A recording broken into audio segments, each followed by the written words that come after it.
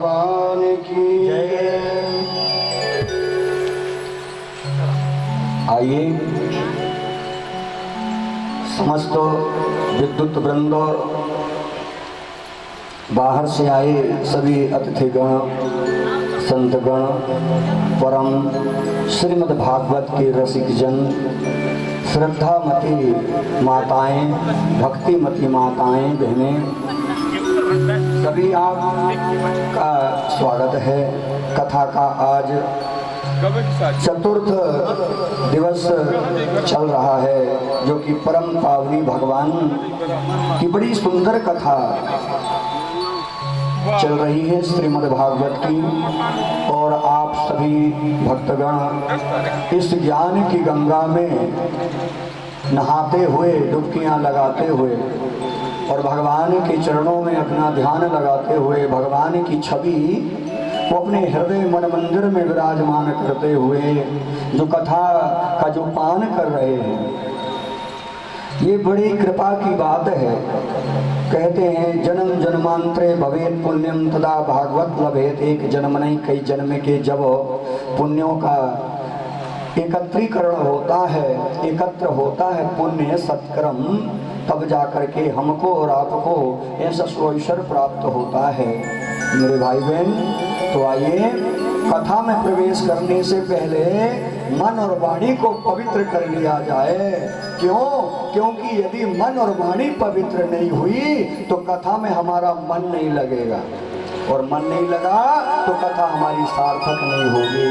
तो आइए प्रेम से, भाव से मिलकर के तालियों से सेवा देते हुए, भगवत नाम संकीर्तन करते हुए फिर हम कथा में प्रवेश करेंगे। प्रेमी जनों की प्यारी, प्रेमी जनों की प्यारी श्री राधिका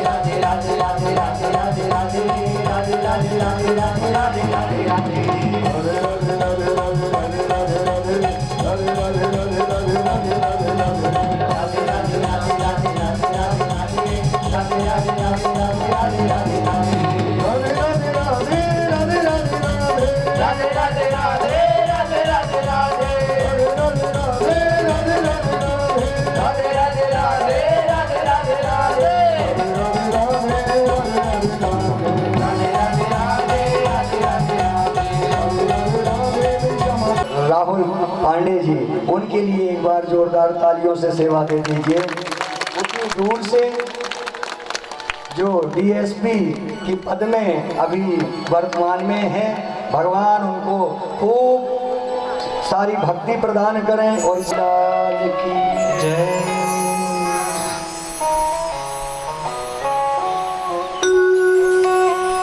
तो बड़ा ही सुंदर वृतांत आया है, अजामिल का वृतांत है, बड़ा ही सुंदर। श्री सुखदेव जी महाराज कहते हैं, परीक्षित ये अजामिल जो है कभी कोई पुण्य नहीं किया, कभी कोई सत्कर्म नहीं किया। देखना, जैसे परीक्षित ने पूछा कि नरकों का वर्णन सुनाइए, तो सुखदेव जी महाराज कहने लगे, इसके संबंध में तुमको मैं एक कथा बताता हूँ कि बहुत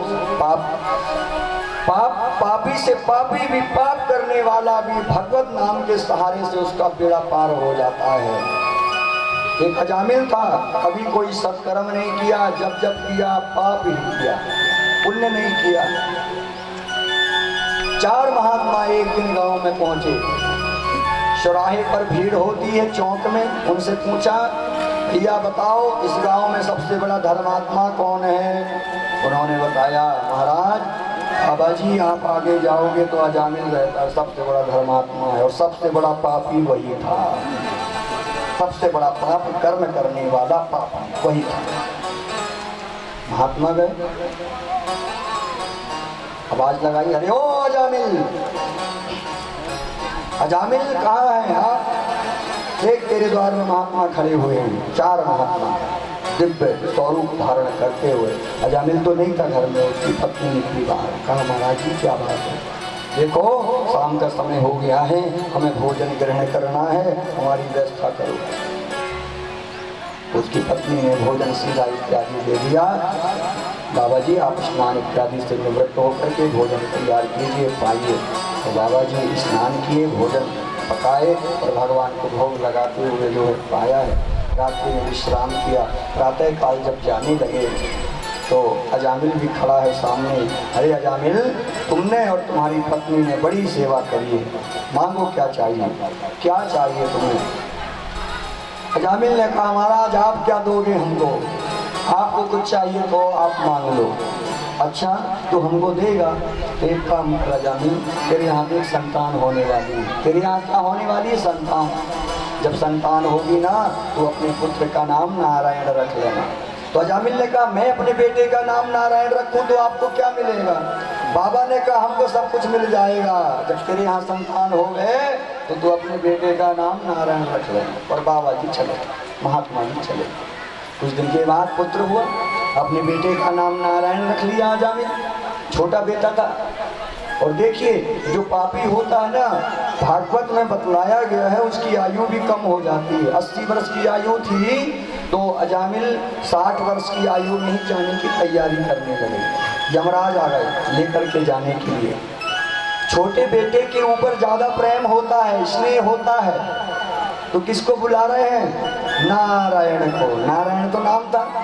अरे ओ नारायण आना, देख मेरे प्राण निकलने वाले हैं, मेरे प्राण निकलने वाले हैं। नारायण आना, आ, तू क्यों नहीं आ रहा है? आ ना नारायण, मेरे पास में आ, देख नहीं तो मेरे प्राण निकल जाएंगे। उधर यमराज आ गए लेकर के जाने के लिए, लेकिन बचाने के लिए भगवान विष्णु भगवान के पार्षद भी आ गए। वृंदावन बिहारी लाल की जय।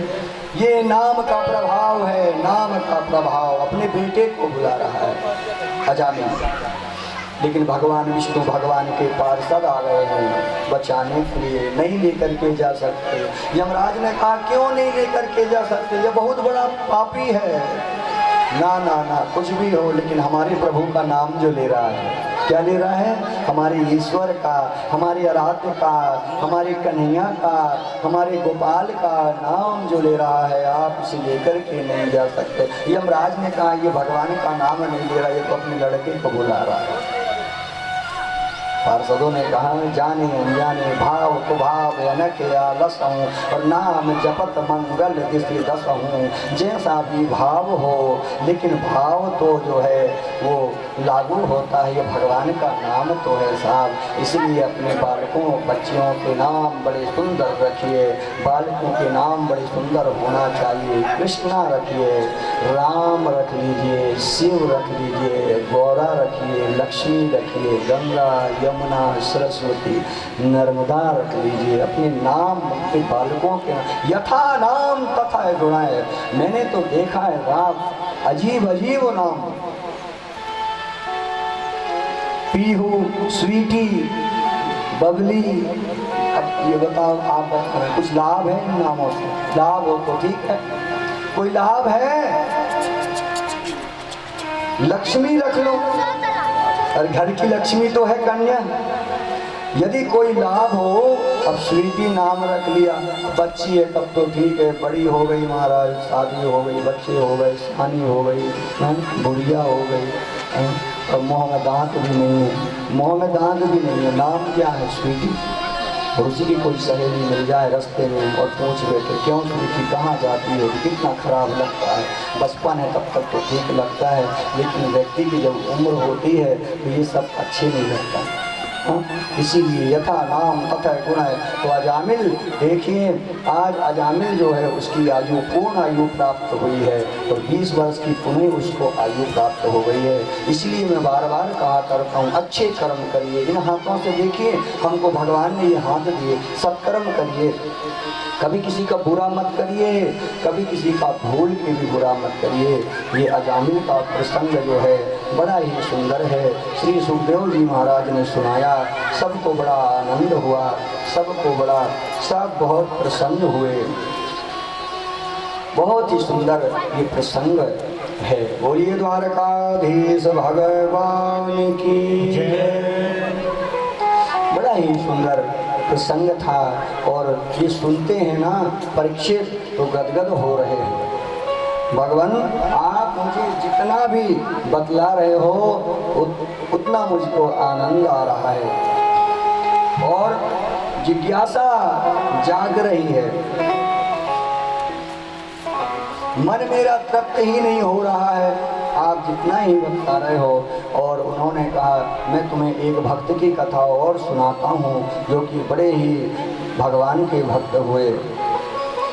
श्री प्रहलाद जी, वराह प्रभु ने जब मार दिया हिरण्याक्ष को तो हिरण्यकश्यप उनका भाई जो है बहुत क्रोधित हुआ था। उस समय कहा भगवान नारायण को अपना शत्रु मानने लगे थे और उनकी पत्नी का नाम है कयाधु।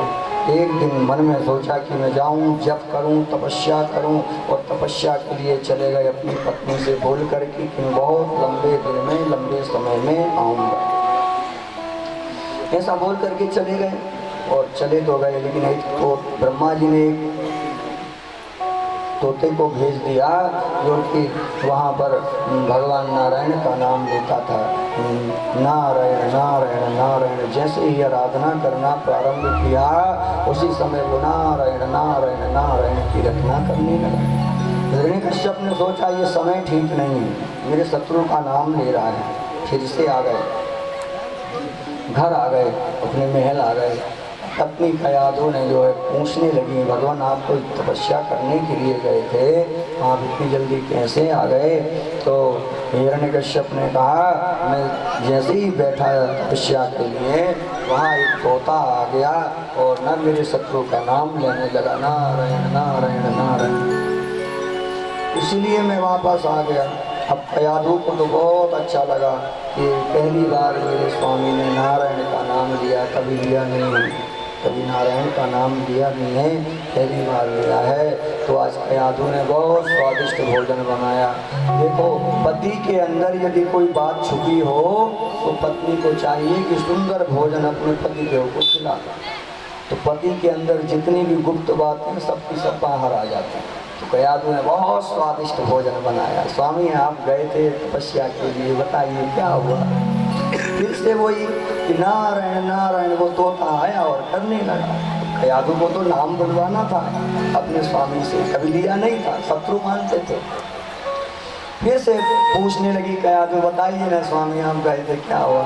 इस तरह से जो है 108 की माला पूरी करवा दी कयादू ने। और उसी समय कयादू के गर्भ में जो है प्रहलाद जी का आगमन हो गया। वृंदावन बिहारी लाल की। और हिरण्यकश्यप तपस्या करने के लिए चले गए, तप किए, जप किए, ब्रह्मा जी से वरदान मांग लिया, कहा मुझे कोई ना मार सके।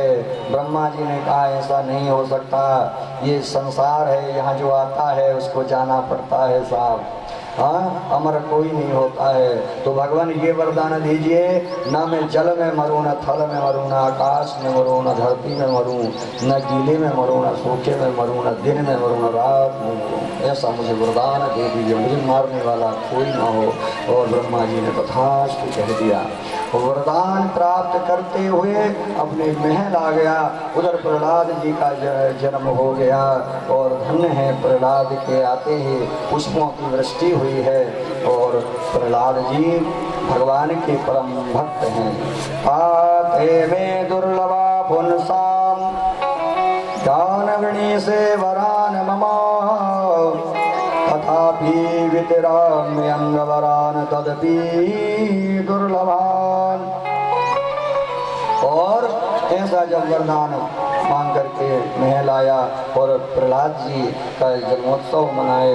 और प्रहलाद जी को जो है धीरे धीरे जब बड़े हुए तो अपने गुरु जी को बुलाया और बुलवा करके कहा मेरे पुत्र को शिक्षा दीजिए। चंडा मर्क इत्यादि को गुरु जी को बुला करके पूजन इत्यादि करते हुए कहा मेरे पुत्र को शिक्षा दीक्षा दीजिए। और कैसी शिक्षा दीजिए? राजनीति की शिक्षा दे, मारने और काटने के अलावा कुछ नहीं।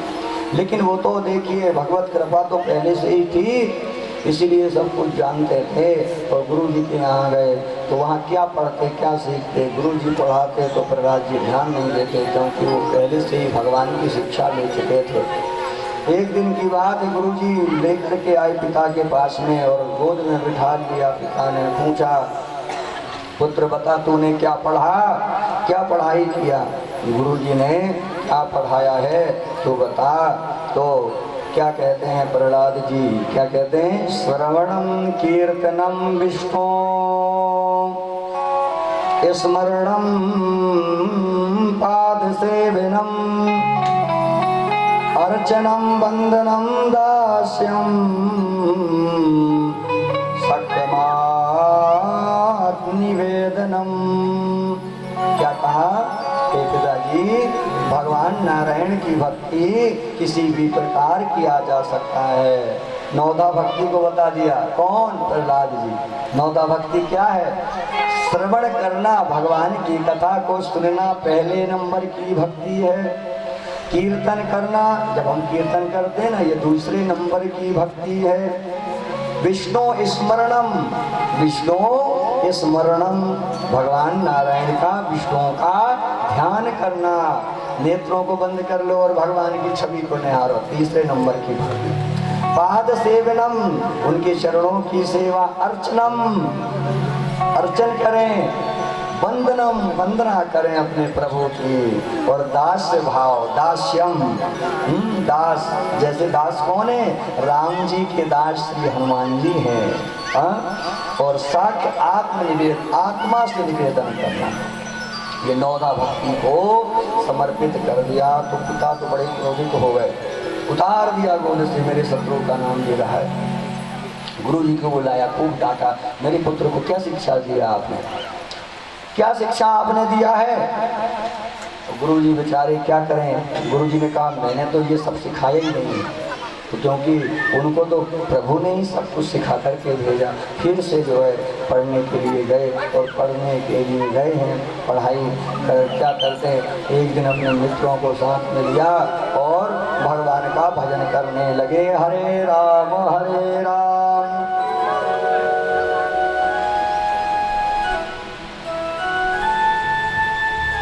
तो निराश नहीं किया करते हैं, सब कुछ अपने प्रभु। देखिए हमारे दो रिश्तेदार हैं। दो रिश्तेदार कौन कौन से हैं? एक तो राधा रानी और दूजे बिहारी जी हैं। कौन है? बिहारी जी। इसीलिए किसी ने कहा है, आइए भाव से सब मिल करके, हमारे दो ही रिश्तेदार, हमारे दो ही रिश्तेदार, हमारे दो ही रिश्तेदार, हमारे दो ही रिश्तेदार, हमारे दो ही रिश्तेदार, एक हमारी राधा रानी, एक हमारी राधा रानी, एक हमारी राधा रानी, एक हमारी राधा रानी, आके बिहारी सरकार, हमारे दो ही रिश्तेदार, हमारे दो ही, हमारे दो ही रिश्तेदार।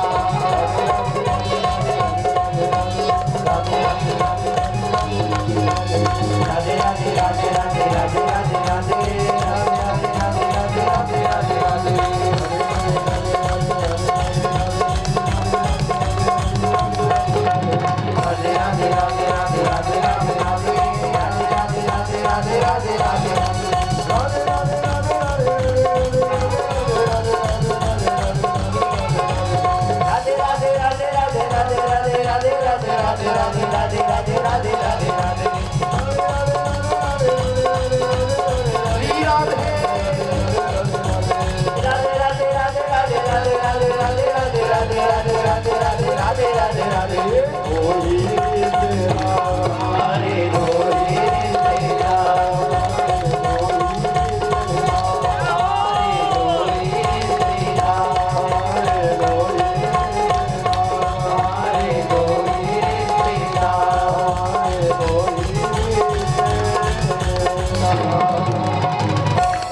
बोलिए भागवत भगवान की जय हो।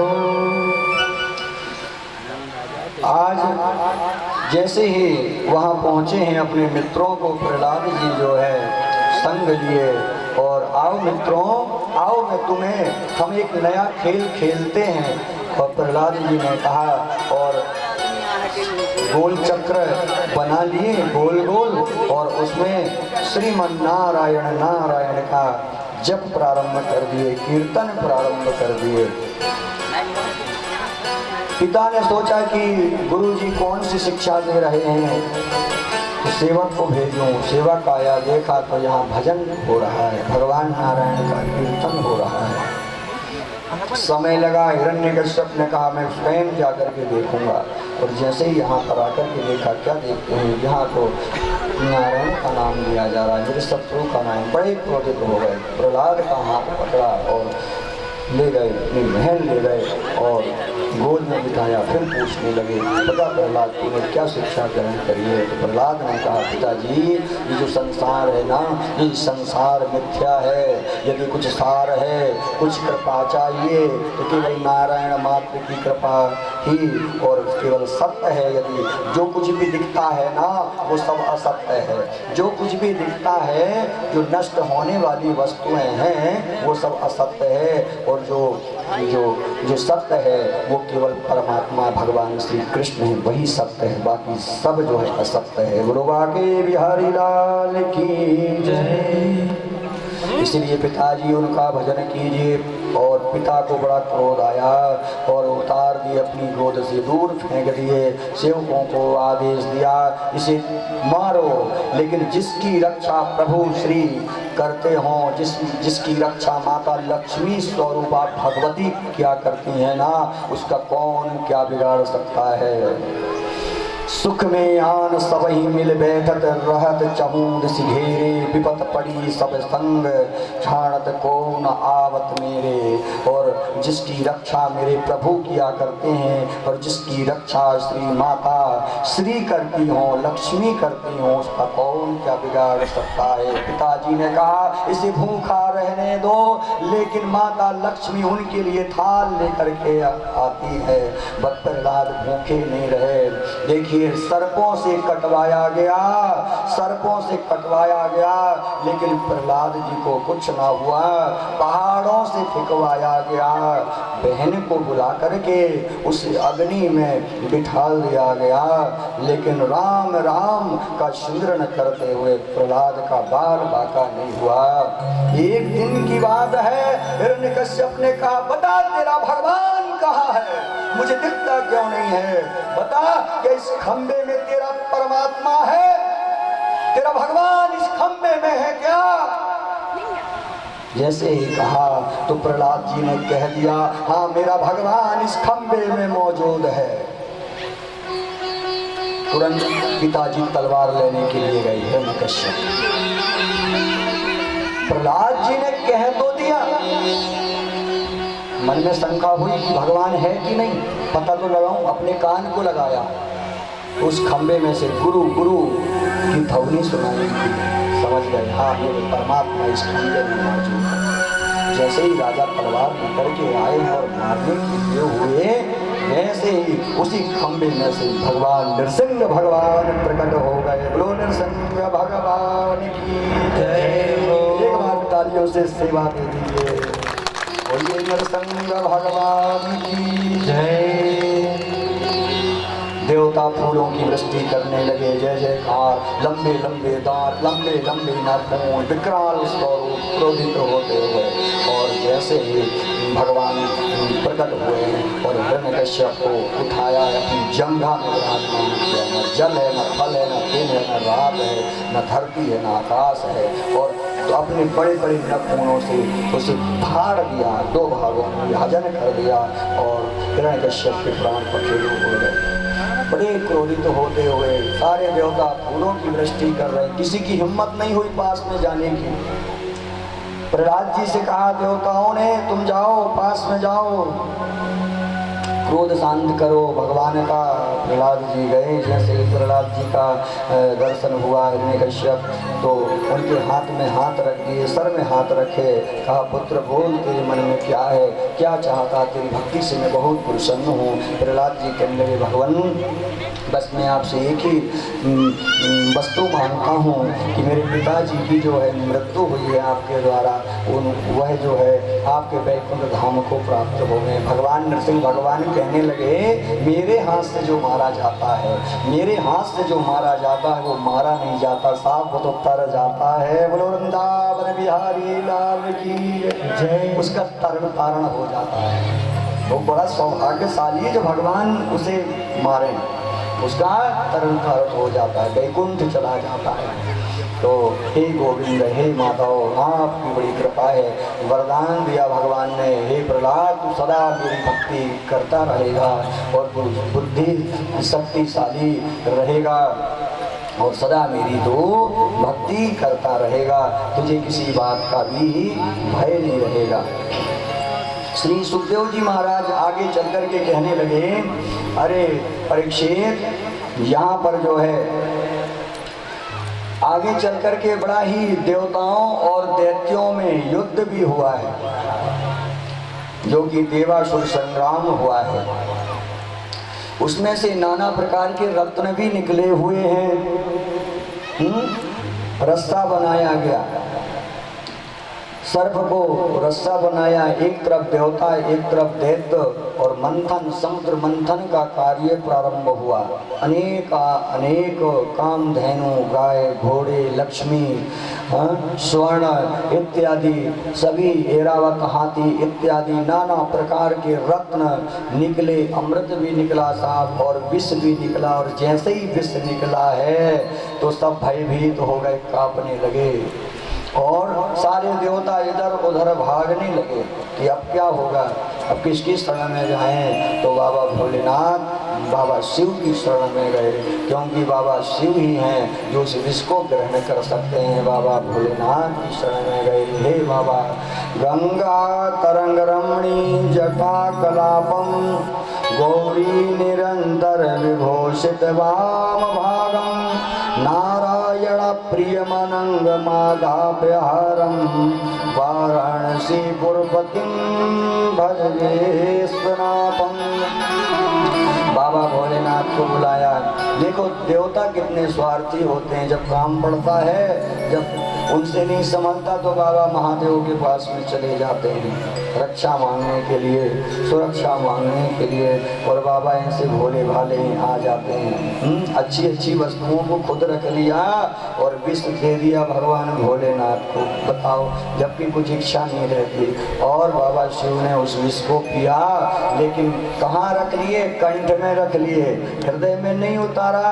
क्यों? कि हृदय में है राम, राम विराजमान है शिव के हृदय में, इसलिए यदि मैं वो विष को अंदर ग्रहण करूंगा तो उनको कष्ट होगा, इसलिए और कंठ में विराजमान कर लिए और उन्हीं से नाम पड़ गया विश्वनाथ। बोलो विश्वनाथ भगवान की जय। भगवान का एक और नाम पड़ गया नीलकंठ, जिनका कंठ नीला है, बोलिए नीलकंठ भगवान की जय।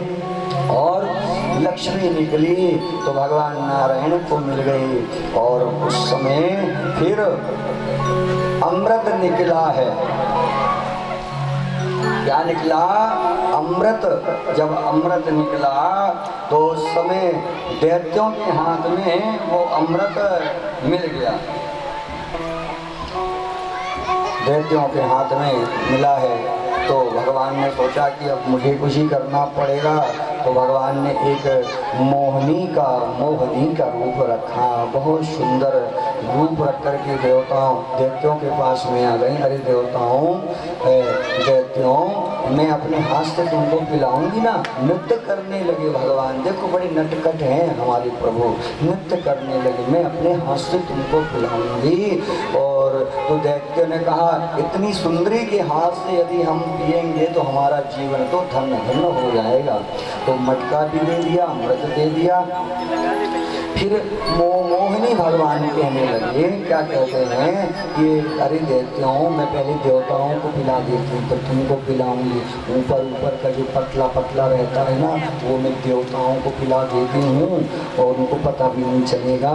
और नीचे नीचे का जो गाढ़ा गाढ़ा है ना दैत्यों, वो तुमको फिर बाद में पिला दूंगी। वृंदावन बिहारी लाल की जय। देखिए भगवान कितने चालाकी कर रहे हैं, ऐसे वो छलिया हैं, बड़े टेढ़े हैं।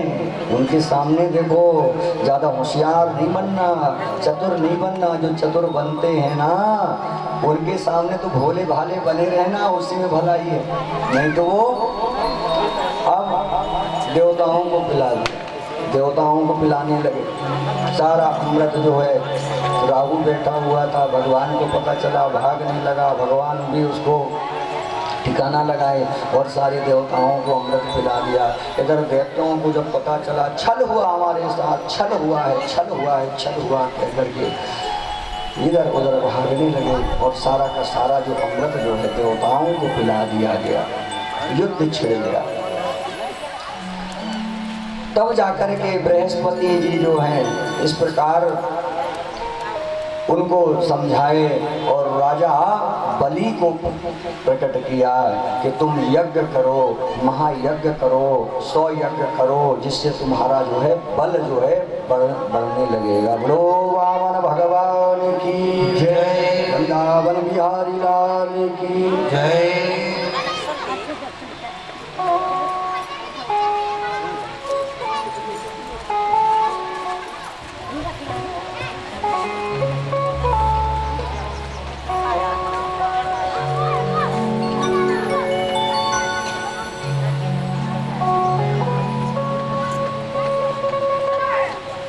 आगे चल कर के बावन भगवान की बड़ी सुंदर कथा आई है। सुखदेव जी महाराज कहते हैं, तम वटु वामनं दृष्ट्वा मोदमानाय महर्षयः कर्माणि कारयामासो पुरस्कृत्य प्रजापते। गुरु जी का आदेश हुआ, वामन भगवान प्रकट हुए अदिति के गर्भ से पयोव्रत धारण करते हुए उन्हें वरदान भगवान की कृपा प्राप्त हुई, मेरे घर जो है परमात्मा के अंश से ही पुत्र प्रकट हो। और वामन जी चल कर के आ गए, 52 अंगुल के हैं वामन जी। गुरु जी के पास में गए तो गुरु जी ने कहा जाओ भिक्षा मांगो। तो माता जगदम्बा माता पार्वती के पास में गए, भिक्षा लेकर के आए, गुरु जी के समक्ष रखे, कहा इतनी भिक्षा में काम नहीं चलेगा। ब्रह्मा ने कमंडल दिया, सरस्वती ने वीणा दिया, इस प्रकार से सभी ने जो है अनेक उन्हें वस्त्र इत्यादि भेंट किया और वामन जी चल पड़े। जाओ बलि 100 यज्ञ कर रहा है, उसके दरबार में जाओगे तो जो मांगोगे मिलेगा। और वामन जी पहुंच गए किसके द्वार में? बलि के द्वार में। बलि बांधत प्रभु बाढ़ऊं सो तनु बरनी न जाय, उभय धरी वह दीनी साध प्रदेक्षण धाय। वामन जी जैसे ही पहुंचे तो कहने लगे कि बलि हमको 3 पग नाप करके भूमि दे दो, 3 पग। बलि आए, कहा बटुक ब्राह्मण आए मेरे द्वार में, बड़े सुंदर हैं और मेरे द्वार से जो भी कोई लेकर के गया है तो उसको कभी दोबारा फिर मांगने की आवश्यकता नहीं पड़ी है, इसीलिए एक नगर मांग लो मुझसे, मैं दे दूंगा। कहा बटुक ब्राह्मण ने कि हमको अधिक नहीं चाहिए, बहुत ही कम चाहिए, 3 पग। मैं ब्राह्मण हूँ, संध्या करता हूँ, तो उतनी जमीन मुझे, उतनी भूमि मुझे दान में दे दो। और वामन जी ने कहा हम आपके पिता दादा परदादा सबको जानते हैं। बलि ने कहा वाह वाह वाह, इतनी कम उम्र है और मेरे पिता मेरे दादा मेरे परदादा सबको जानते हो। वामन जी ने कहा हाँ आपके सबको जानते हैं, आपके जो पूर्वज रहे प्रहलाद इत्यादि बड़े भगवान के भक्त रहे हैं, सभी को जानते हैं, बड़े धर्मात्मा रहे हैं, इसीलिए मैं जानता हूँ बलि तुम्हारे समान कोई दानी नहीं है। बलि ने कहा तो और भी कुछ ले लो। वामन जी ने कहा ना ना, अगर बलि तुम्हें कुछ देना है तो जल्दी से 3 पग नाप करके भूमि मुझे दे दो, मेरे पास समय ज़्यादा नहीं है। शुक्राचार्य जी बलि के गुरु वहीं पर विराजमान है। शुक्राचार्य जी कहने लगे अरे बलि ये कोई साधारण ब्राह्मण नहीं है, इसलिए गलती नहीं करना, अरे ये तो साक्षात परमात्मा है, तेरे द्वार में आए तुझसे सब कुछ छीन करके लेकर के चले जाएंगे, तुझे पता भी नहीं चलेगा। सावधान करने लगे। कौन? गुरु जी। बलि समझ जा ये भगवान है। बलि ने कहा गुरुजी गुरुदेव यदि जो हो जाए, चाहे मेरा सर्वस्व क्यों ना चला जाए, लेकिन मैं सर्वस्व दान कर दूंगा, लेकिन दान जरूर करूंगा। वामन जी ने कहा कि बलि देना हो तो जल्दी दे, नहीं तो मैं चला। मैं ब्राह्मण हूँ, संकल्प कराना जानता हूँ।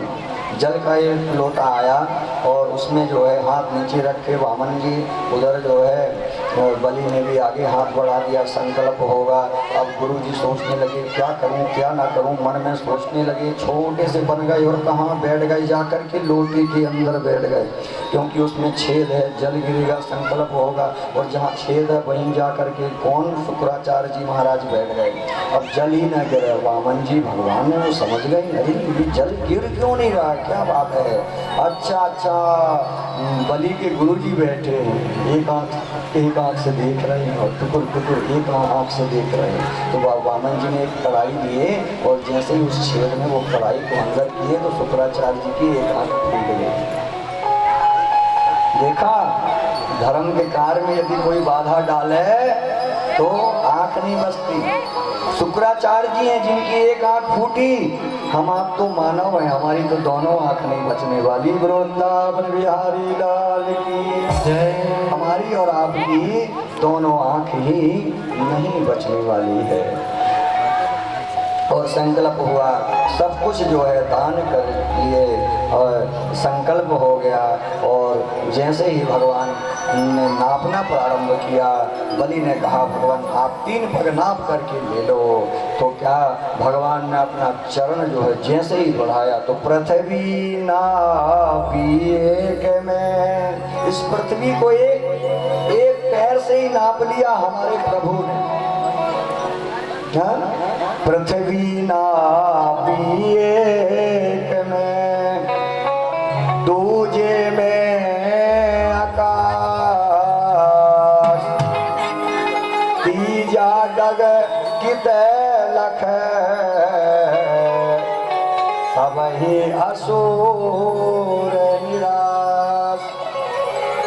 एक पैर से जो है पूरी पृथ्वी को नाप लिया साहब, और दूसरे पैर से पूरे आकाश को नाप लिया। अब बोल बलि तीसरा चरण कहाँ रखूं, तूने तो दान किया है 3 पग नाप करके। बलि ने कहा भगवान ये तो ठीक बात नहीं है, आप कितने चालाक हो, आप तो छोटे से बनकर के मांगे थे 3 पग, मैंने तो समझा कि कितना पग होगा, लेकिन आपने तो एक पैर और इतना बड़ा स्वरूप आपने बना लिया, ये छल है भगवान।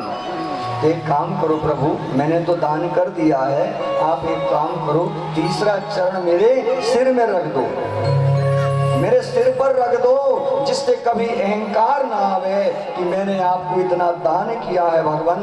और भगवान ने अपना चरण राजा के सिर में रख दिया और कहा ए बलि आज से तेरे द्वार का मैं सेवक रहूंगा, तेरे द्वार की मैं चौकसी करूंगा, खड़ा रहूंगा तेरे द्वार में। तूने मुझे सब कुछ दिया है ना, यदि कोई मुझे कुछ देता है तो मैं उसके द्वार की मैं उसे सब कुछ दे देता हूँ, उसकी सेवा तेरी सेवा करूंगा तेरे द्वार में खड़े होकर के। तो भगवान द्वार की चौकसी करने लगे, बलि के द्वार की।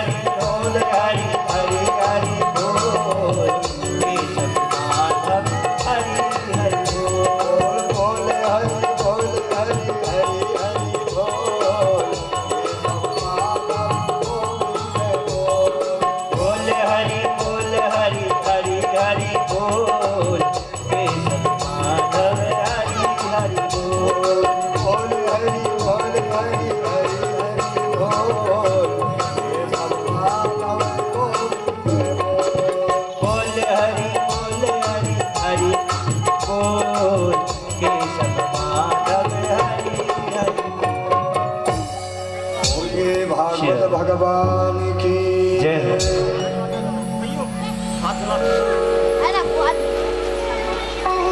बड़ा ही सुंदर समय है, कथा का आज 5म दिवस चल रहा है और भगवान की बड़ी सुंदर अमृतमयी पावनमयी यह कथा है, जो जितना भी सुना जाए मन इस कथा से जो है तृप्त नहीं होता है, जिज्ञासा बढ़ती ही चली जाती है। मेरे परम पिता परमेश्वर की ऐसी अमृतमयी की कथा है। गोपियां तो कहती हैं भगवान से प्रभु आपकी थोड़ी सी चरणों की धूल मिल जाए तो जीवन धन्य धन्य हो जाए। धन्य है प्रभु, आपका भजन आपका कीर्तन जिसने भी किया उसका बेड़ा पार आप थोड़े ही समय में आप कर दिया करते हो। और ये आपका जो नाम सुमिरण किया करते हैं, जप किया करते हैं, केवल कृष्ण कृष्णा कृष्णा जो गाते हैं या कृष्ण कृष्ण कहते हैं, उनके दुख को आप दूर कर दिया करते हो, स्वयं ले लेते हो, उन्हें सुख प्रदान आनंद प्रदान कर दिया करते हो। प्रभु आपकी जय हो, आपकी जय हो। ऐसे दीनों के दीन दयाल हो भगवान, आपकी जय हो।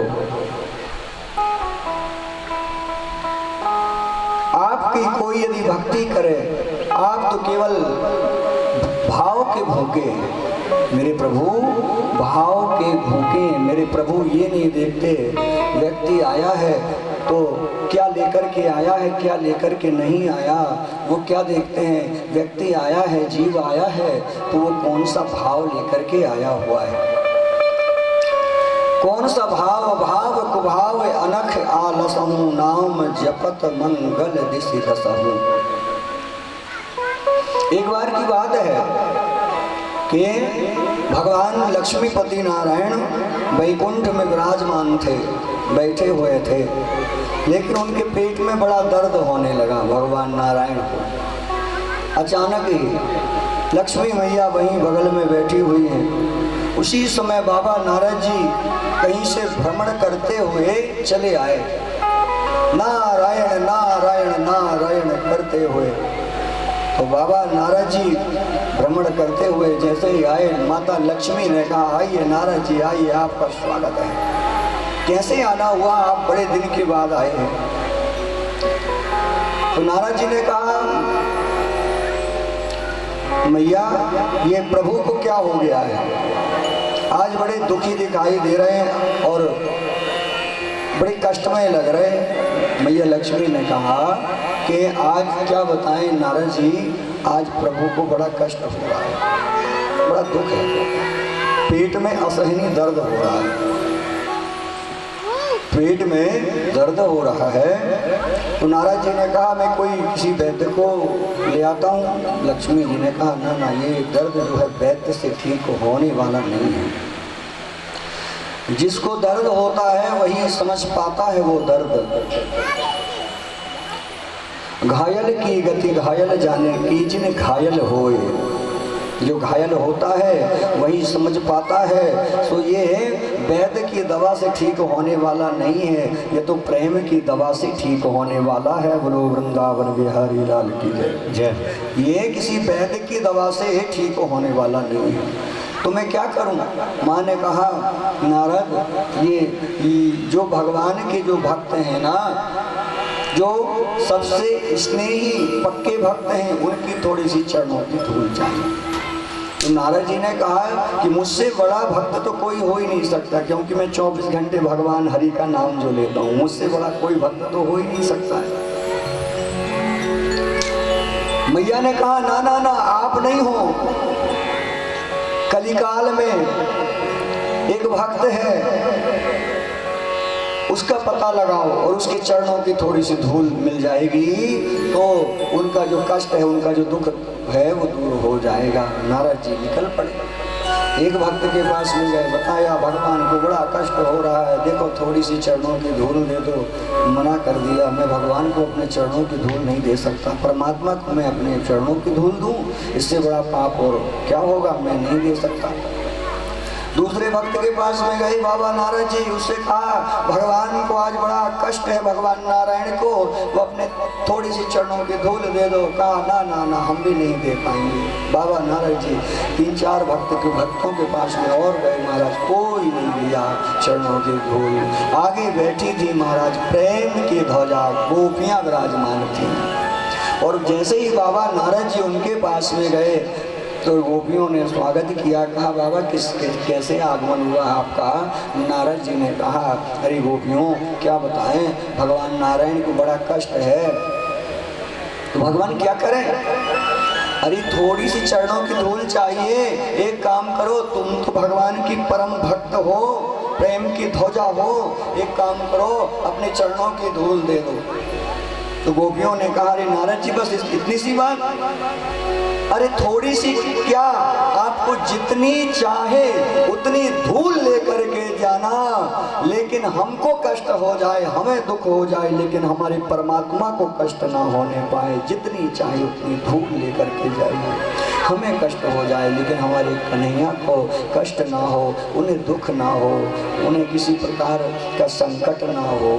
ये भाव देखिए गोपियों का कितना सुंदर भाव है। जो कष्ट है ना, संसार के जितने भी कष्ट हैं वो हमको हो जाए, लेकिन हमारे प्रभु, हमारे कन्हैया को ये दुख ना हो। और नारद जी चरणों की धूल लेकर के गए और भगवान ने जैसे ही उस धूल को ग्रहण किया है और बड़ी प्रसन्न हुए, गदगद हो गए नारायण। तो उनके बराबर कोई भक्त, गोपियों के बराबर कोई भक्त हुआ ही नहीं। धन्य है गोपियों की भक्ति।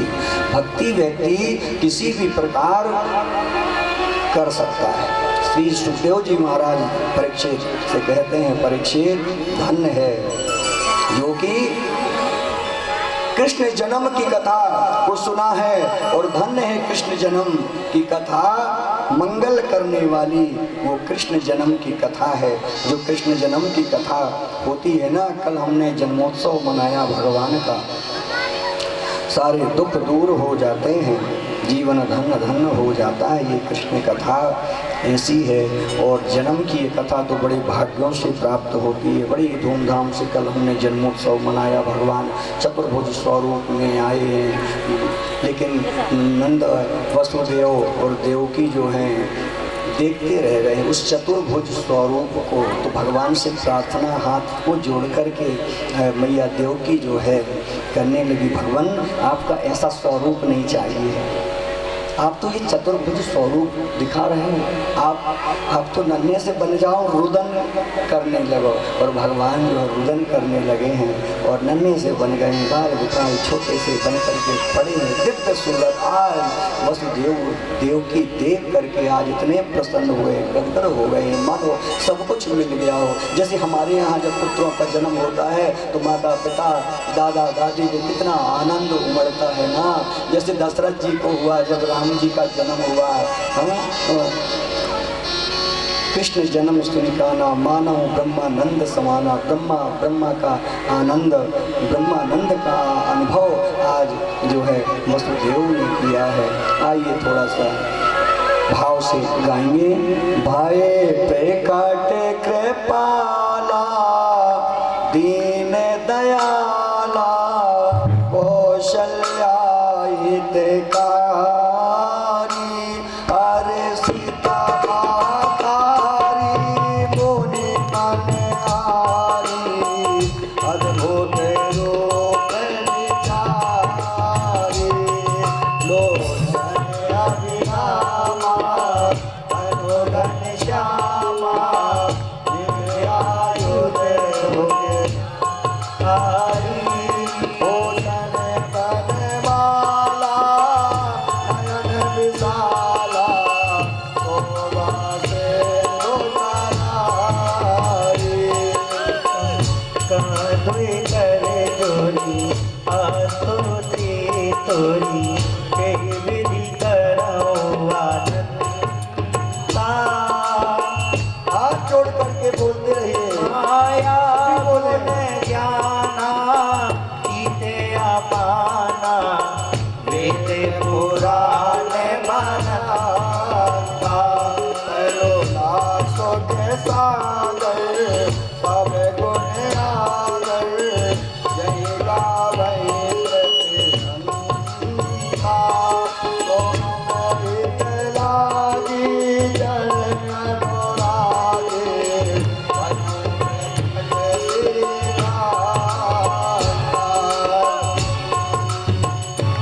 ब्रह्मांड निकाया निर्मित माया, रोम रोम प्रति वेद कहे मम पुर सोवासी, जय उपहासी सोना कहे राजी रहे।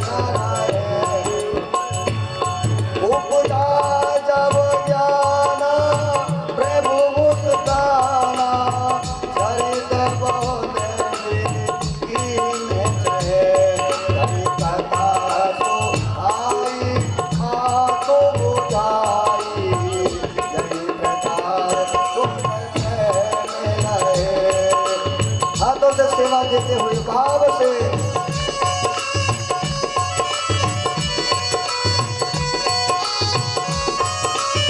जय श्री कृष्ण।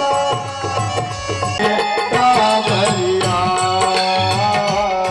मैं नाचूंगी सावरिया। हाथों से सेवा देते हुए भाव से फूल से राम है।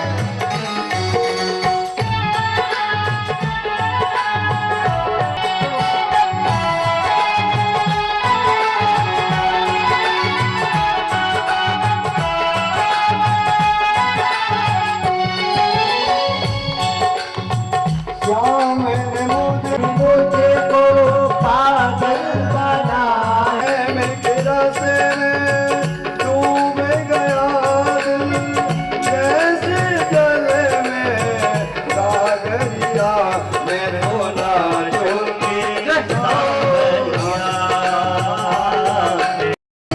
और सखी मैं देखो जिसे और सखी, हाँ मैं देखूं जिसे और सखी, मैं देखूं जिसे और सखी। सामने मेरे सामने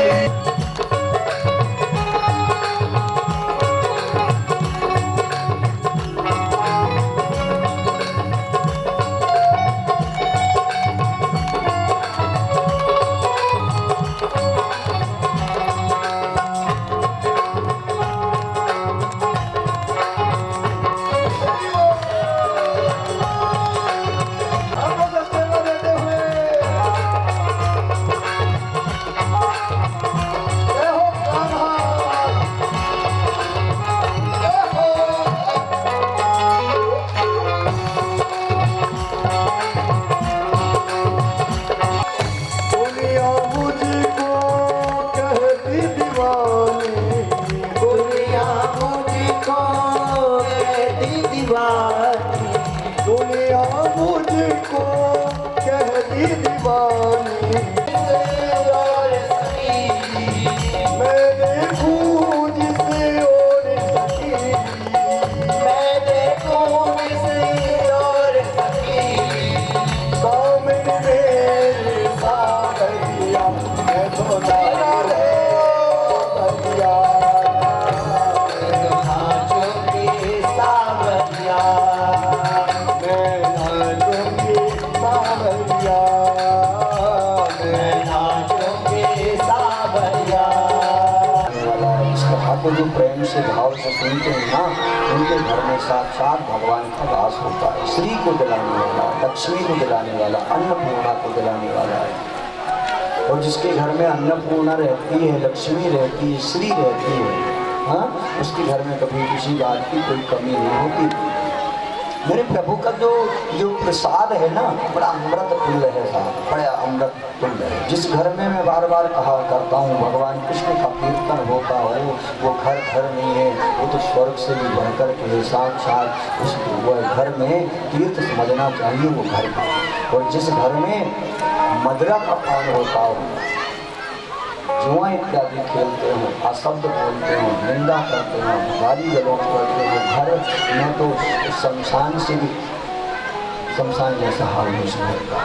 इसलिए घर की सुख शांति चाहते हो ना, तो सदा अपने भगवान का भजन करना। 2 मिनट अपने पूरे परिवार को साथ में लेकर के, बच्चे इत्यादि सभी को लेकर के श्री राम जय जय राम, श्री राम जय जय राम 10 मिनट भी कर लिया ना, तो कृपा निश्चित है। मेरे हनुमान जी ऐसी कृपा करते हैं, ऐसी कृपा करते हैं, अपने भक्तों को कभी खाली नहीं रखते। बस भगवान से यही करना, हम कुछ नहीं जानते, मंत्रहीनम क्रियाहीनम भक्तिहीनम परमेश्वर यत्पूजितम मया भक्त्या परमेश्वरो। हे प्रभु, हम आपकी भक्ति को नहीं जान पाते, हम आपकी भक्ति नहीं जानते, आपकी पूजा नहीं जानते, आपका अर्चन नहीं जानते हैं। तो श्री सुखदेव जी महाराज कहने लगे, परीक्षित, इसी के विषय में तुमको मैं एक कथा और कहता हूँ कि साथ देने वाला कोई नहीं है। कहते हैं साथ देता कोई नहीं है। उसी के संबंध में परीक्षित को कथा सुना रहे हैं। परीक्षित तुरंत तैयार हो गए, कहा भगवान मुझे सुनाइए, बड़ा आनंद अंदर जो हृदय में जो आनंद की अनुभूति हो रही ना, मैं वाणी के द्वारा वर्णन भी नहीं कर सकता।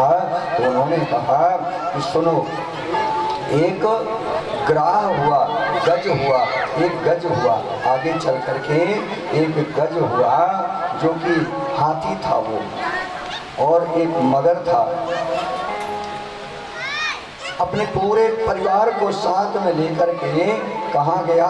सरोवर में गया, और सरोवर में जाकर के सूंड से अपने ऊपर जल लेने लगा। बार बार जल लेता और ऊपर अपने परिवार के साथ स्नान करने लगा। वो उसे क्या पता कि अंदर एक मगर बैठा हुआ है, मगर मुँह फाड़े हुए मगर बैठा हुआ है, और जैसे ही हाथी अंदर प्रवेश किया तो उसके पैरों को पकड़ लिया ग्राह। अब देखो, मगर जो है जलचर प्राणी है और हाथी क्या है, थलचर है। अब वो बाहर निकलने का प्रयास करने लगा, लेकिन मगर जो है अंदर प्रवेश, कई वर्षों तक युद्ध चला है। पत्नी ने भी खूब प्रयास किया कि मैं अपने स्वामी की रक्षा कर सकूं, बच्चों ने भी खूब प्रयास किया। कई लंबा समय जब व्यतीत हो गया तो पत्नी भी हताश होकर के घर वापस आ गई और बेटे भी सब आ गए। बेचारा वो हाथी गज जो है वहीं, अब क्या करें, जब देखो प्राण संकट में होते हैं ना, तो जब परिवार का भी जब साथ नहीं मिलता है उस समय केवल ईश्वर की याद आती है। और ये हाथी भी पूर्व जन्म में बड़ा भक्त था तो महामंत्र भी इसे याद था और भगवान का स्मरण करने लगा। हे प्रभु, क्या कहता है कि कृपा की न होती जो आदत तुम्हारी, क्या कहता है भाव से अपने प्रभु को कि कृपा की न होती जो आदत तुम्हारी, तो सोनी रहती अदालत हमारी, तो सोनी रहती अदालत हमारी। कृपा की न होती जो आदत तुम्हारी, कृपा की न होती जो आदत तुम्हारी, तो सोनी रहती अदालत हमारी, तो सोनी रहती अदालत हमारी। जो मुजलिम न होते ना तुम होते हाकिम, जो मुजलिम न होते ना तुम होते हाकिम, न होती घर में इबादत तुम्हारी। जय हो करके देखो, भगवान आए तो पहले क्या किया, भक्त ने बुलाया है, पहले उसके तरफ ध्यान नहीं दिए, किसके तरफ दिए, जिसने भक्त के चरणों को पकड़ा हुआ है। अब बताओ कि चरणों को किसने पकड़ा है, कथा आ रही है ना समझ में सबको, चरणों को कौन पकड़ा है, मगर ने पकड़ा है, अंदर लेकर के जा रहा है। तो पहले भगवान ने किसके ऊपर कृपा किया, उस जिसने चरणों को पकड़ा है उसको मार दिया। और भगवान के हाथ से जो मारा जाता है वो मारा नहीं जाता, तर जाता है। प्रभु के बिहारी लाल की जय। इसीलिए किसी भक्त के भी यदि चरणों को पकड़ लो ना तो कृपा हो गई समझ लेना है। इसके बाद गज के ऊपर मेरे प्रभु ने कृपा किया और चरणों में गिर गया हाथ जोड़ करके। भगवान ने तथास्तु किया, सदा तू मेरी भक्ति इसी प्रकार करता रहे। परीक्षित ने जैसे ही देखा, ये सुना तो कहा, भगवान मुझे तृप्ति नहीं मिल रही है, आप जो मुझे बता रहे हो ना बड़े आनंद की अनुभूति हो रही है, जितना सुनता हूँ जिज्ञासा जाती जाती है। देखो, कभी भी धैर्य रखना चाहिए, विश्वास रखना चाहिए, अपनी श्रद्धा रखनी चाहिए। विश्वास और श्रद्धा नहीं है तो काम भी नहीं बन पाते हैं, बड़े बड़े काम बिगड़ जाते हैं। तो इस प्रकार ये गजग्राह की कथा जो है बड़ी सुंदर कथा है ये भगवान की, जो कि भगवान ने कृपा किया गज के ऊपर। इधर आगे चल करके और गंगा जी का अवतरण हुआ, माता गंगा भगीरथी के द्वारा। गंगा जी जो है कल कल करती हुई आई हुई हैं और न जाने जिनके पूर्वज जो ऋषि मुनि जो रहे उनकी हड्डियां वैसे ही पड़ी थीं। कई पीढ़ियों ने तप किया, जप किया, कुछ प्रभाव नहीं हुआ। और भगीरथी ने जब तप किया है तो भगीरथी के माध्यम से वो गंगा मैया कल कल करती हुई भगवान शिव जी के जटा में गंगा का वास रहता है। गंगा का वास कहाँ है, भगवान शिव जी की जटा में। और उनके वेग को कौन थाम सकता है। तब भगवान शिव जी जो है गंगा मैया धीरे धीरे आई हुई है। बोलो गंगा मैया की जय बोले। और भगीरथी के माध्यम से जो है सबका तरण तारण हुआ है। यहाँ परीक्षित कहते हैं भगवान मैंने सुना है ये सूर्य वंश की कथा और चंद्र वंश की कथा यह भी मुझे बतलाइए।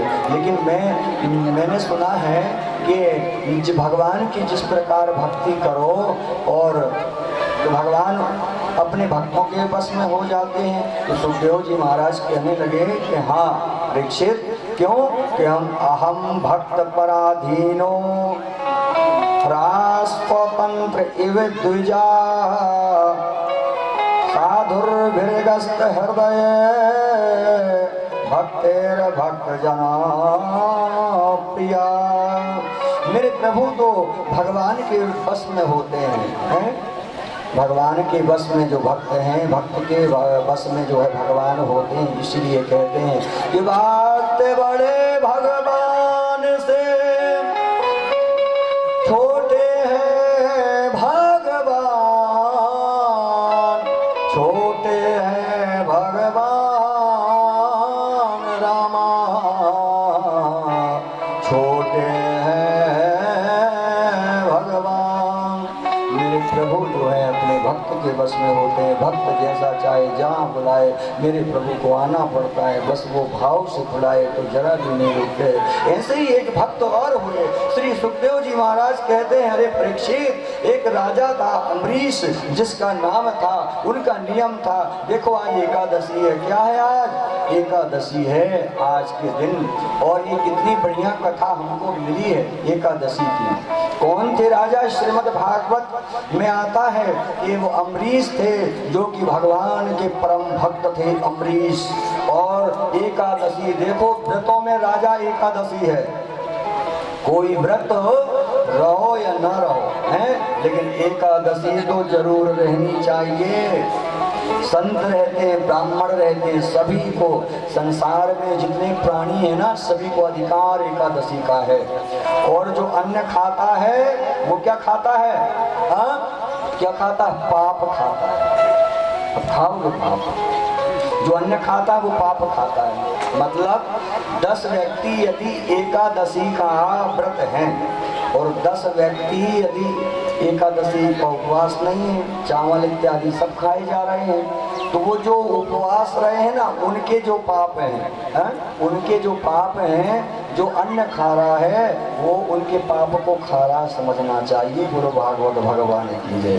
इतना बड़ा दोष है साहब। इसीलिए व्रत शुरू कर दो, महीने में 2 एकादशी पड़ेंगी, उसमें उपवास लो। नहीं रह सकते तो अन्न मत खाओ, रोटी इत्यादि का सेवन कर लो। ये अम्बरीश थे जो कि एकादशी का व्रत धारण किया करते थे। बड़े भक्त थे, भगवान को अपने पलकों में विराजमान करके रखते थे, एकादशी का व्रत रहते थे।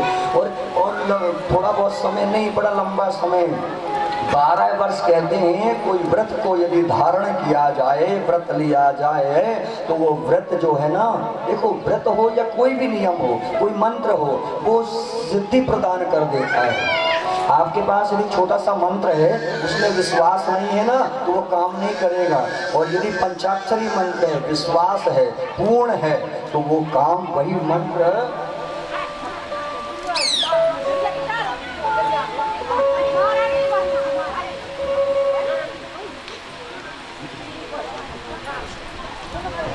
भी है, उसमें परम श्रद्धा है तो वो काम करना प्रारंभ कर देगा। और करत करत अभ्यास, जैसे ही आप अभ्यास करेंगे ना, पुनः उसमें सिद्धि प्रदान हो जाती है। ऐसे ही ये एकादशी 12 वर्ष से अधिक राजा अम्बरीश ने रहा और भगवान की कृपा हो गई। एक दिन की बात है, अम्बरीश के यहाँ महात्मा आ गए और कहा अरे अम्बरीश हमको भोजन करा, हमें बड़ी इच्छा हो रही है भोजन करने की। और अम्बरीश ने कहा ठीक है, आप स्नान इत्यादि से निवृत्त होकर के आइए, आपको भोजन तैयार मिलेगा। अब एकादशी का पारण करना था। देखो पारण भी चावल खा के करना चाहिए। तीसरे दिन, एक दिन पहले तो अन्न बंद कर दो रात्रि से, हाँ, और दूसरे दिन व्रत रहो, और तीसरे दिन जो है चावल खा के ही पारण करना पड़ता है। तो बेचारा अम्बरीश को पारण करना था, पारण यदि नहीं करते तो उनका व्रत खंडित हो जाता। और तो जल की एक बूंद पिए, कुछ नहीं खाए थे, उतने में महात्मा आ गए स्नान से। अरे अम्बरीश, ध्यान किया, समझ गए, तूने हमको भोजन में निमंत्रण दिया और कुछ खा लिया। क्रोधित हो गए, अपनी जटाओं से कृत्या को उत्पन्न किया और आदेश दिया इस अम्बरीश को मार डाले। आगे आगे अम्बरीश भागने लगे अपने प्राणों की रक्षा करने के लिए। पीछे पीछे कृत्या भागे जा रहे हैं, व्रत में भी हैं। हे प्रभु, मुझसे क्या भूल हो गई, मुझसे क्या गलती हो गई, हे नारायण, हे लक्ष्मीपति नारायण, मेरे ऊपर कृपा करिए, मेरे प्राणों की रक्षा करिए। भगवान से देखा नहीं गया, भगवान से रहा नहीं गया, और भगवान ने सुदर्शन चक्र को आदेश दिया, जाओ उस कृत्या को समाप्त कर देना। और सुदर्शन चक्र जो है कृत्या के पीछे, अब कृत्या आगे आगे भाग रही है, सुदर्शन चक्र पीछे पीछे उसको समाप्त किया। और वो संत, वो महात्मा ऋषि के पीछे वो सुदर्शन लग गया। संत पहुंच गए भगवान की शरण में। भगवान ने कहा, मैं कुछ नहीं कर सकता, तुमने मेरे भक्त का अपराध किया है, इसीलिए यदि कोई क्षमा कर सकता है तो उसी के पास जाओ, राजा अम्बरीश के पास में जाओ, वही तुम्हें क्षमा करेगा। मैं क्षमा करने योग्य नहीं हूँ, तुमने मेरे भक्तों का अपराध किया है। और तुरंत ही जो है महात्मा आए राजा के पास में, कहा मुझसे बड़ी भूल हो गई। राजा ने कहा, भगवान मैंने कुछ भी नहीं खाया था, जल की बूंद ही लिया था, मुझे पालन करना था। इस प्रकार जो है संत ने जो है क्षमा मांगी, ऋषि ने, दुर्वासा ने क्षमा मांगी, और अम्बरीश को भगवान ने वरदान दिया, हे अम्बरीश, तुम सदा मेरी भक्ति करते रहोगे और तुम्हारी हमेशा विजय होगी, तुम्हें किसी बात का भय नहीं होगा। बोलो राघवेंद्र सरकार की जय हो। ये बड़ा सुंदर चरित्र अभी आपने सुना। राजा परीक्षित के मन में तो बड़ी जिज्ञासा बोल रही है, बड़ी बहुत ही आनंद उमड़ रहा है, और उन्हें कुछ समझ में भी नहीं आ रहा है। बड़ी सुंदर कथा आगे चल कर के आई है। भगवान श्री राम जी का भी यहाँ पर जन्म हुआ है, और राम जी की कथा भी संक्षिप्त रूप से श्रीमद् भागवत में आई हुई है, तो यह भी आप श्रवण करेंगे। आइए भगवान श्री राम जी का थोड़ा सा मन और वाणी को एक बार पवित्र करते हुए भाव से, हरे राम राम राम सीता राम राम राम।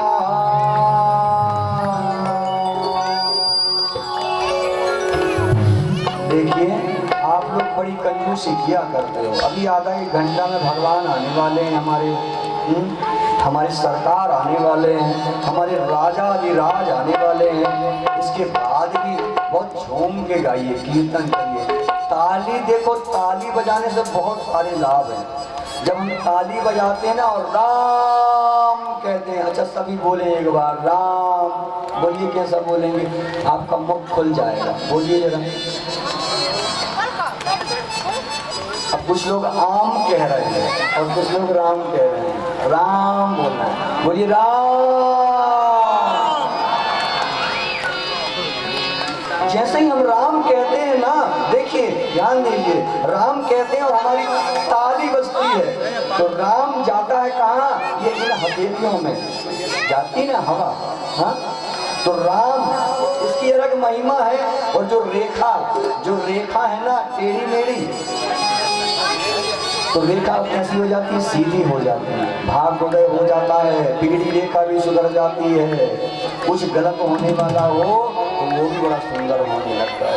हरे राम राम राम सीता राम राम राम, हरे राम राम राम सीता राम राम राम, हरे राम राम राम सीता राम राम। परीक्षित तुम धन्य हो।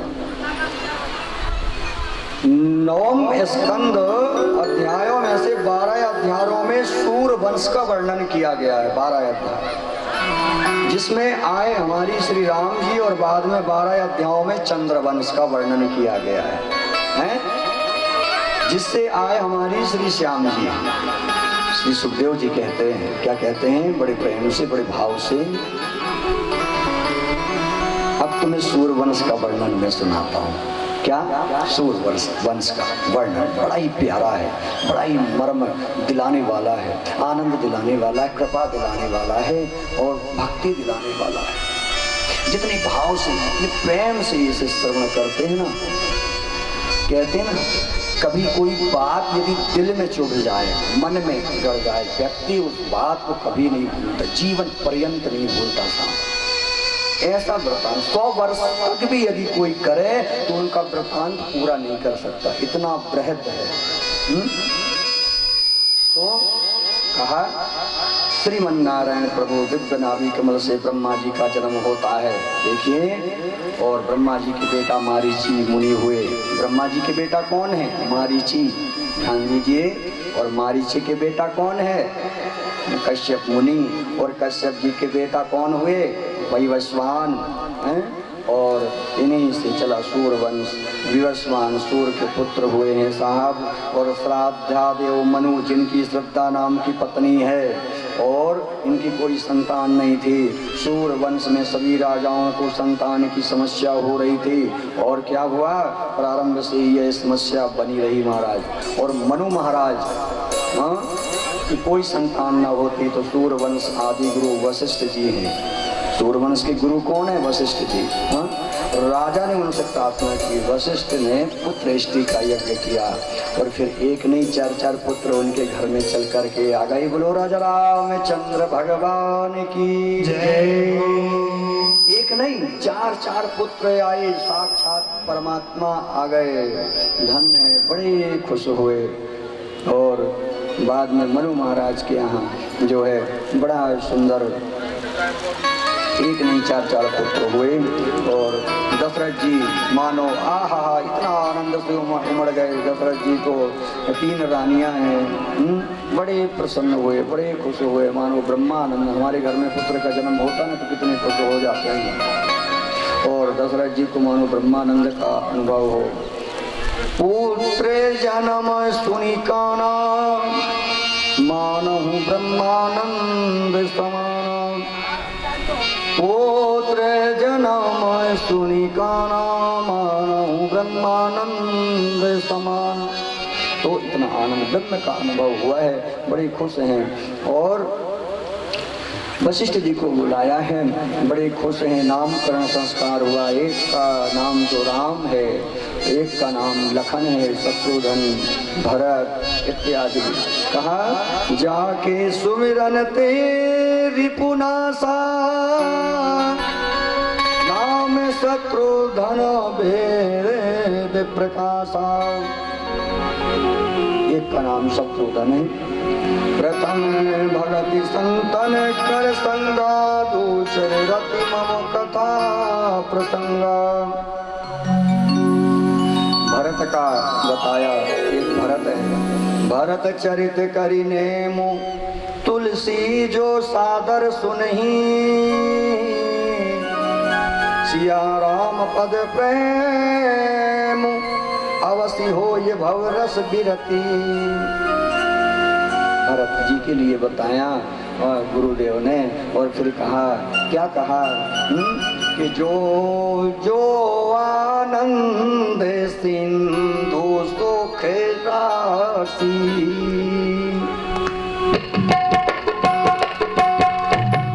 जो आनंद सिंधु सुख राशि। जो आनंद सिंधु सुख राशि।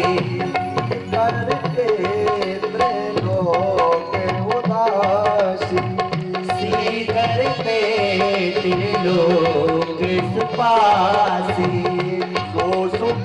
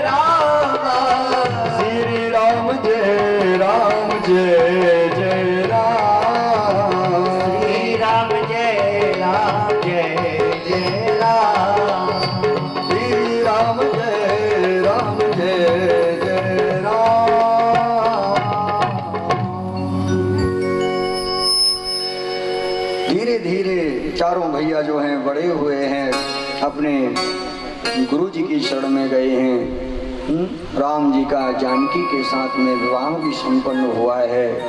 लखन है, भरत है, शत्रुघ्न है। लेकिन जैसे ही विवाह हुआ, देखिए कैसा योग संयोग बनता है साहब कि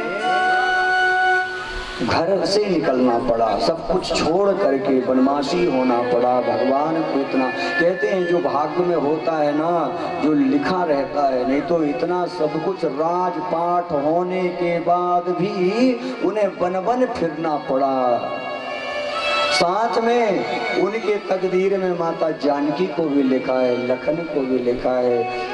और भगवान जा रहे हैं अपने पिता के आदेश से, और अपने पिता के आदेश से वचन के लिए निभाने के लिए। तो जानकी भी गई, लखन भी साथ में गए, और सारी अयोध्या पूरी रोकती है, लेकिन भगवान नहीं रुकते हैं और धीरे धीरे चले जा रहे हैं। रात्रि में विश्राम किया, अंत तो गत्वा कहाँ पहुँच गए? गंगा के तट में पहुँच गए। बोलो गंगा मैया की जय। अच्छा बताओ, समय तो कम है, लेकिन क्या मैं राम कथा थोड़ी सी सुना दूं? थोड़ा सा प्रसंग सुनना है भगवान श्री राघव का।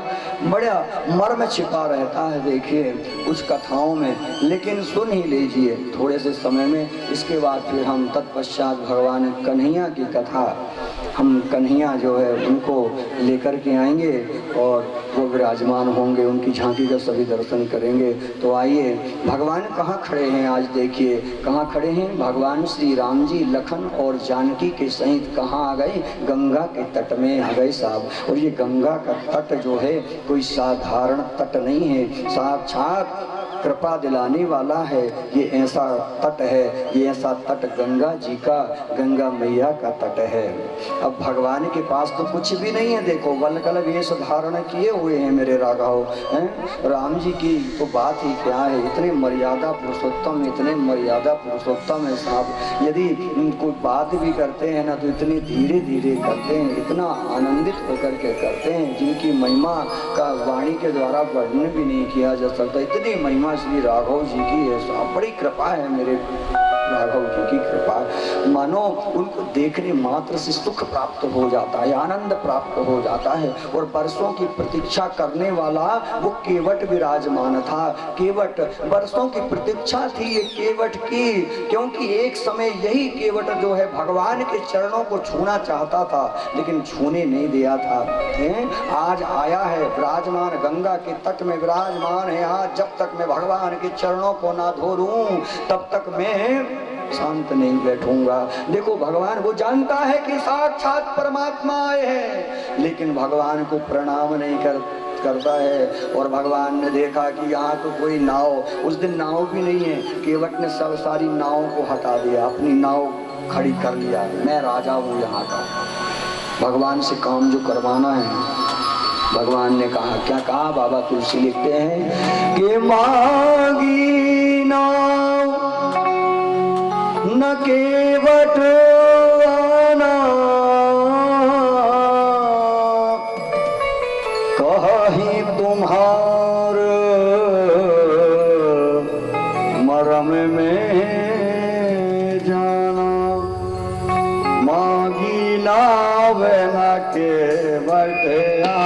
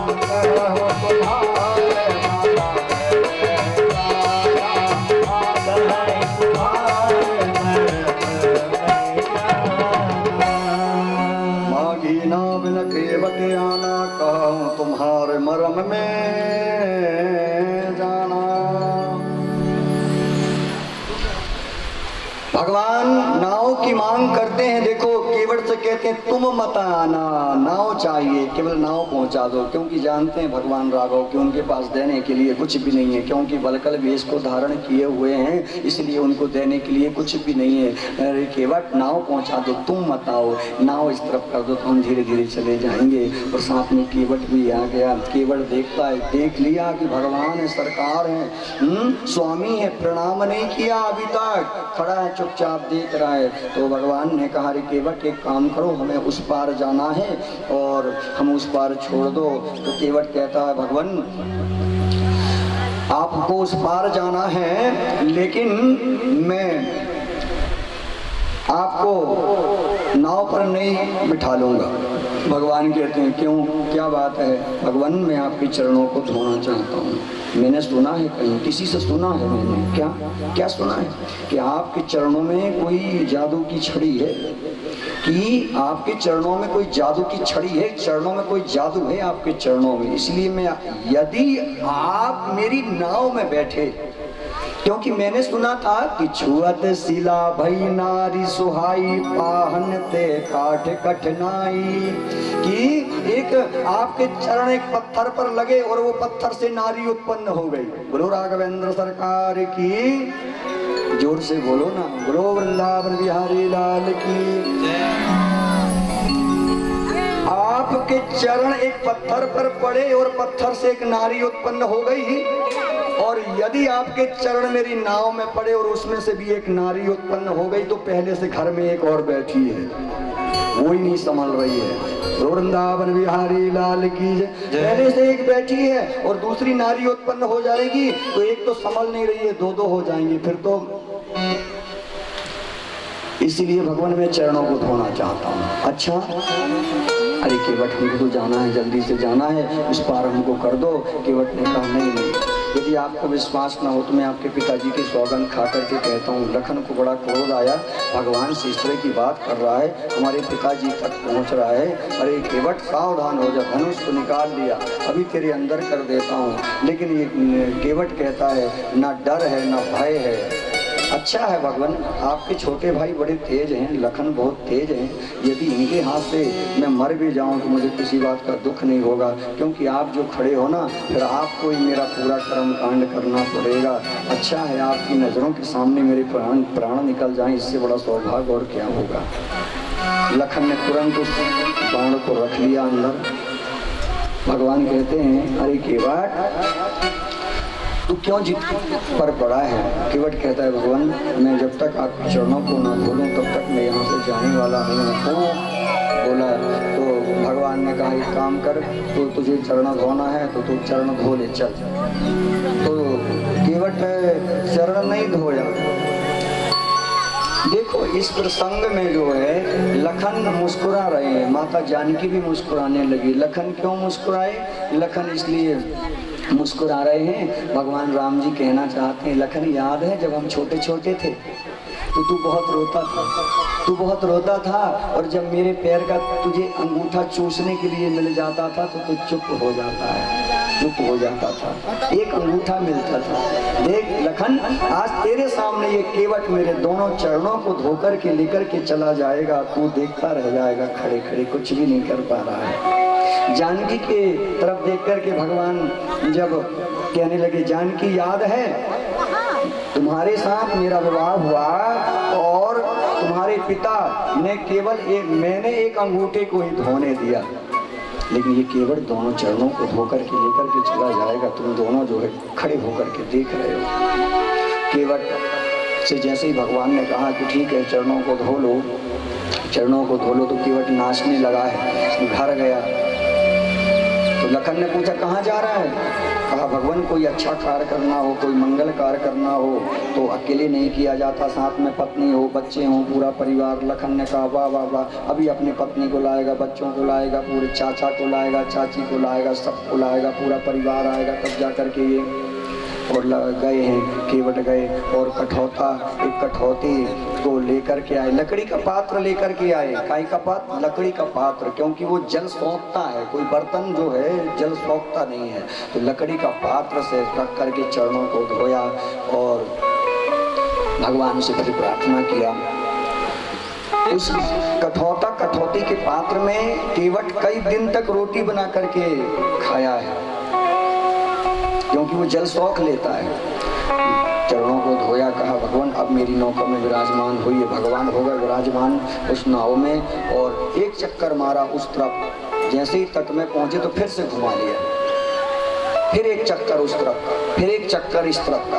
तो केवट ने कहा, भगवान कहने लगे अरे केवट तू क्या कर रहा है, ये गोल गोल गोल गोल क्यों घुमा रहा है हमको, हमारा सिर घूम रहा है, तुझे समझ में नहीं आता क्या? हमने कहा हमको गंगा के उस पार छोड़ दे, तेरा काम खत्म हो जाता है, तो हमको गोल गोल घुमाए जा रहा है, घुमाए जा रहा है, हमको चक्कर आ जाएगा ऐसे में। अरे प्रभु आपको चक्कर आ जाएगा, आपको चक्कर आ जाएगा तो आप एक काम करो, मेरे हाथ को पकड़ लो। चक्कर आने का डर है, आपको गिरने का डर है, मेरा हाथ पकड़ लो। कितना चालाक है देखो केवट। और भगवान जिसका हाथ पकड़ लें उसका तो बेड़ा पार है। फिर 2-4 चक्कर मारे, भगवान को बड़ा क्रोध आया, अरे केवट क्या करता है, हम गिर जाएंगे, परेशान क्यों कर रहे हो?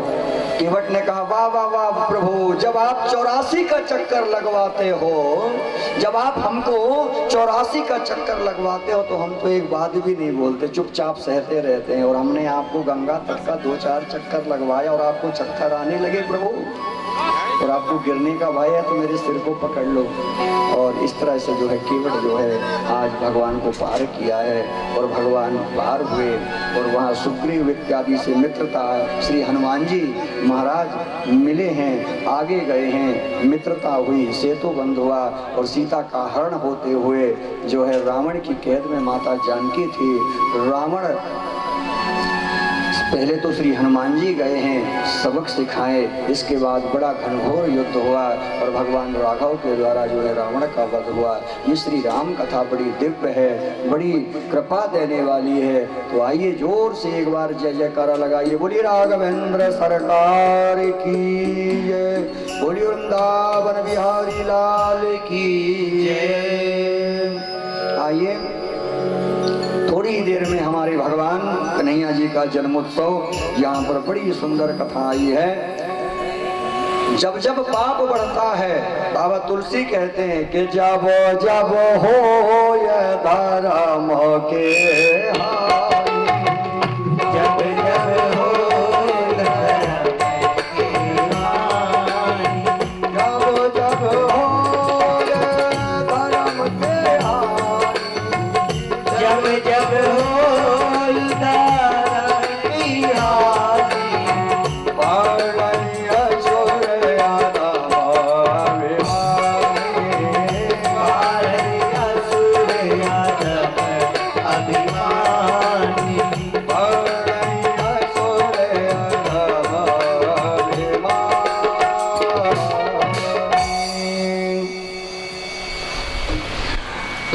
समय की बात है जब पाप बढ़ने लगा, कंस के द्वारा जो है पाप बढ़ने लगा। कंस हुआ जो कि मथुरा का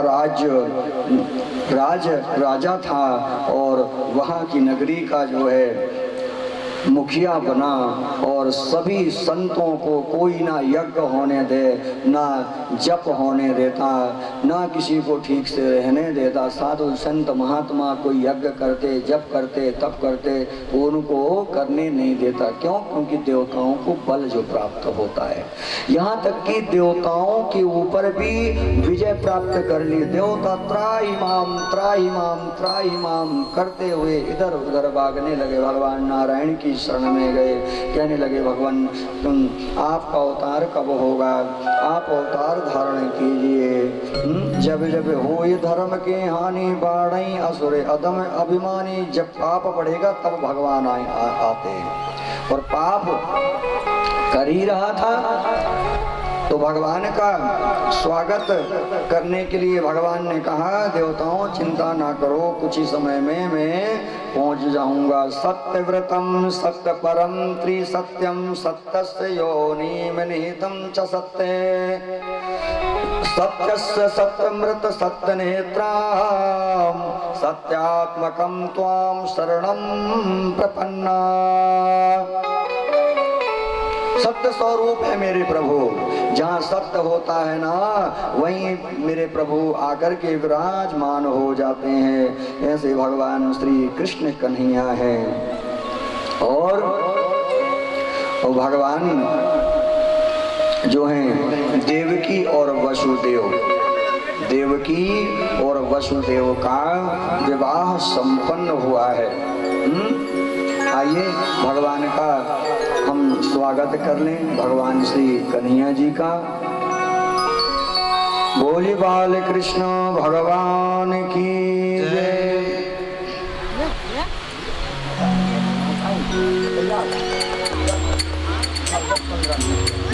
जब तक अतः सर्वगुणोपेता कालः परम शोभना। बड़ा ही सुंदर समय देवकी और वसुदेव का विवाह हुआ। देवकी और वसुदेव का विवाह संपन्न हुआ है। बड़ा ही सुंदर विवाह संपन्न हुआ। तो कंस ने सोचा मेरी बहन है देवकी, तो क्यों ना मैं इसे विदा करके आ जाऊं। रथ में विराजमान कर लिया और खुद रथ हाँकने के लिए बैठ गए। कंस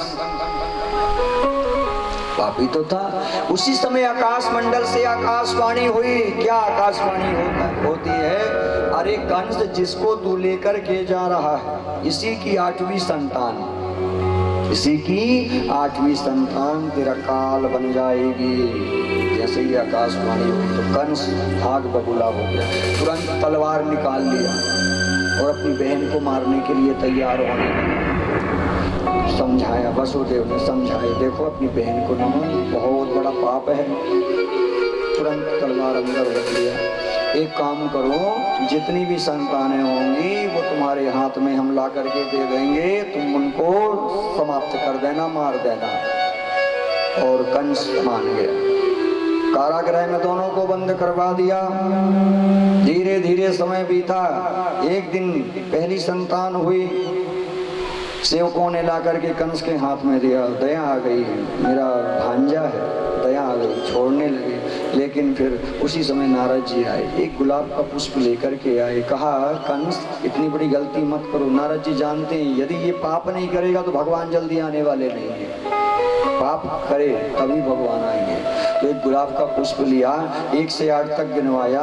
गिनो, 1 से 8 तक गिनो। 1 2 3 4 5 6 7 8 गिनवाया। अब बताओ पहला कौन सा और अंतिम कौन सा है? कंस ने कहा ये बात तो है, कौन से रूप में कौन से नंबर में आ जाए कोई ठिकाना नहीं।